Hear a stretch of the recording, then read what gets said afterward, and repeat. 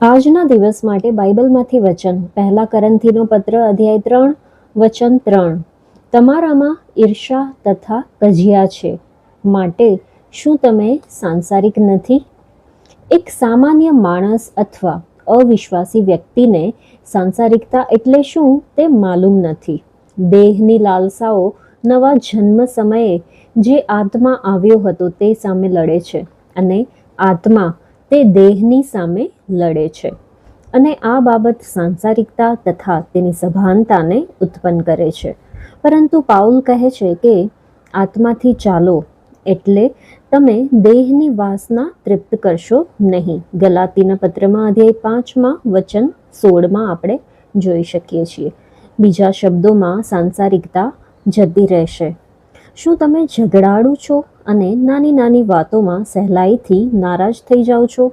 શું તમે એવું વિચારો છો કે કોઈ પણ ખ્રિસ્તી આવો ના હોય? પાઉલ કહે છે કે ખ્રિસ્તીઓ એવા હોય છે, અને તેણે આવી પ્રવૃત્તિઓને સાંસારિકતા સાથે જોડ્યા છે.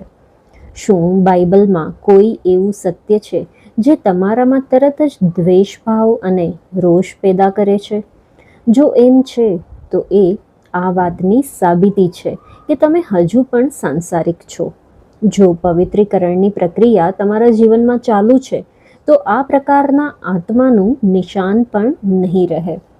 જો પરમેશ્વરનો આત્મા તમારામાં કોઈ બાબતને જુએ છે કે જે ખોટી છે, તો તે તમને તેને સીધી કરવાનું નહીં કહે, પરંતુ તે તમને ફક્ત એટલું જ કહે છે કે સત્યના પ્રકાશને ગ્રહણ કરો, અને પછી તે એ બાબતને સીધી કરશે.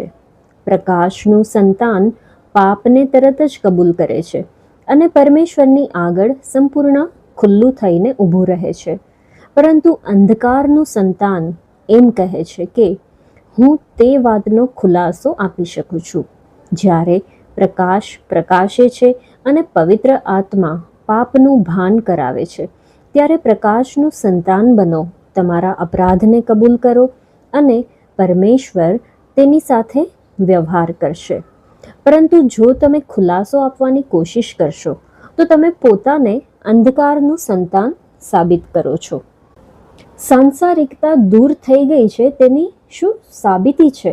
પોતાની જાતને ક્યારેય છેતરશો નહીં. જ્યારે સાંસારિકતા નાશ પામશે, ત્યારે તમને આ વાતની ખબર પડી જશે.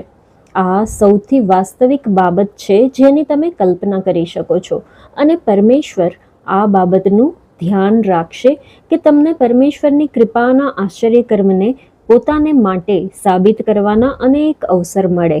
સાબિતી એક ખૂબ જ વ્યવહારિક કસોટી છે. તમે પોતાની જાતને આમ કહેતા અનુભવશો કે જો આવું પહેલાં ક્યારેક થતું હોત તો મને બહુ અણગમો થાત.